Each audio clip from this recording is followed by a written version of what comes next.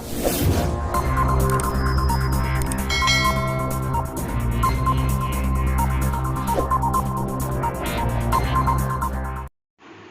Friends, welcome to MJ academy. आज इस video में फ्रेजल वर्ब्स और कॉमन ईडियम्स का नेक्स्ट पार्ट लेके आई हूँ।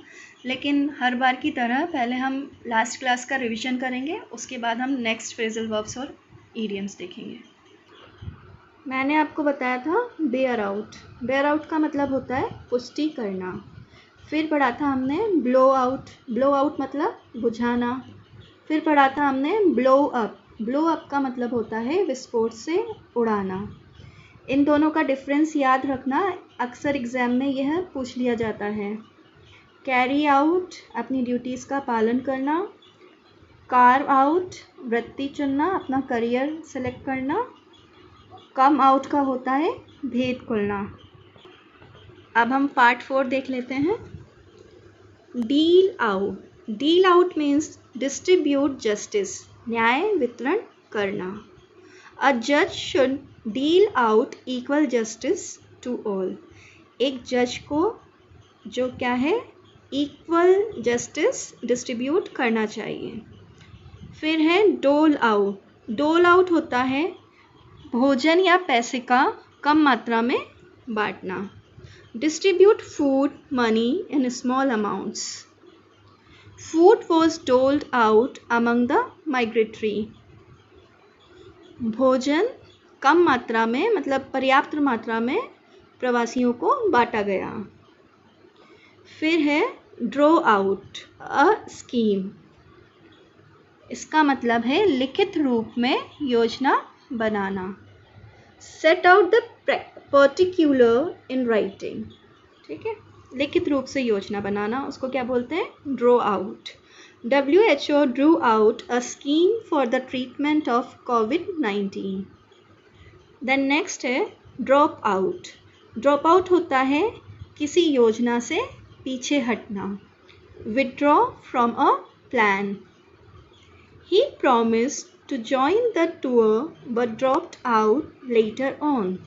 उसने टूर में आने का प्रॉमिस किया था, लेकिन बाद में वह अपने प्लान से पीछे हट गया। नेक्स्ट है फॉल आउट। फॉल आउट होता है झगड़ना। Quarrel. He fell out with his wife. उसने अपनी वाइफ के साथ झगड़ा किया। एक बार रिवाइज कर लेते हैं। डील आउट न्याय का वितरण करना। डोल आउट होता है भोजन या पैसा कम मात्रा में बांटना। ड्रॉ आउट का मतलब होता है लिखित रूप में योजना बनाना। ड्रॉप आउट का मतलब होता है योजना से पीछे हटना, तथा फॉल आउट मीन्स झगड़ना। आइए अब हम ईडियम्स का रिवीजन कर लेते हैं।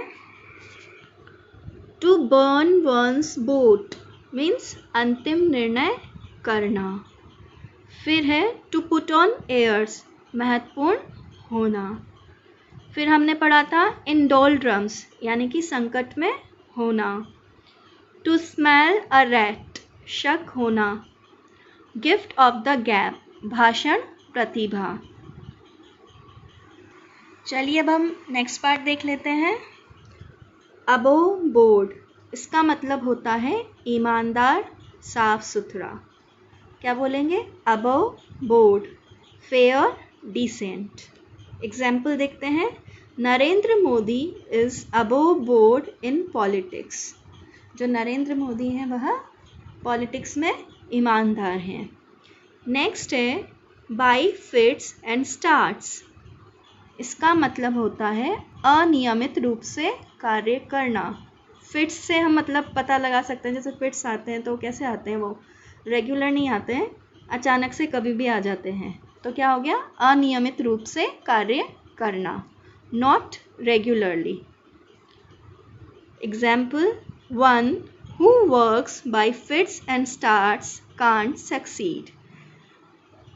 व्यक्ति जो कि अनियमित रूप से कोई कार्य करता है वह सफल नहीं हो सकता है। इसलिए आप भी एग्ज़ाम की प्रिपरेशन कर रहे हैं तो कंटिन्यू स्टडी को रखना है। और मैंने आपको पहले ही बताया, अगर आप ईडियम्स और फ्रेजल वर्ब्स अच्छे से लर्न करना चाहते हैं तो इसको नोट डाउन करना आप स्टार्ट कर दीजिए। अ वाइल्ड गूस चेज, इसका मतलब होता है निरर्थक प्रयत्न, a useless effort. To pass the IAS examination without preparation is a wild goose chase, बिना प्रिपरेशन के IAS एग्ज़ाम पास करना निरर्थक प्रयत्न है। फिर है टू ब्रेक द आइस, मतलब कि चुप्पी तोड़ना। टू ब्रेक द आइस, चुप्पी तोड़ना।